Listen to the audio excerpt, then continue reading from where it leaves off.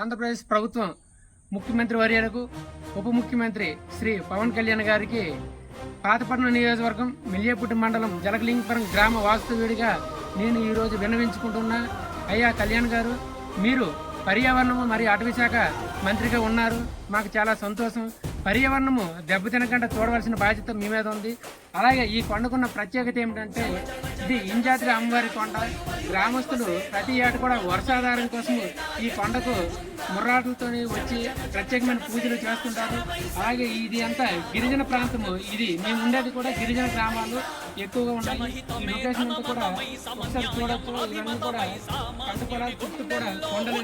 ఇక్కడ కేవలం వర్షాధారం మాత్రమే, పంటలు భూములు మాత్రమే, ఎటువంటి జలాధారం లేదు. ఈ కొండలను ఇలాగా మైనింగ్ కి అనుమతులు ఇచ్చి అడ్డగోలుగా ఇలా కొండలను తవ్వేస్తే ఈ రోజు కొండ ఏదో ఒక చిన్న దెబ్బతిన్నట్టు ఉంటుంది, కానీ రానున్న తరాలకి ఈ కొండ అనేది లేకుండా పోతుంది.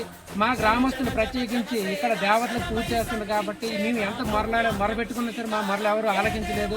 మీరైనా సరే పెద్ద మనసుతోని ఒక్కసారి ఇక్కడున్న విషయాన్ని, ఇక్కడున్న అనుమతుల్ని మరొకసారి పునర్పరిశీలించి ఈ యొక్క అనుమతులను తక్షణమే రద్దు చేసి పర్యావరణాన్ని కాపాడవలసిందిగా కోరుతున్నాం. జై హింద్.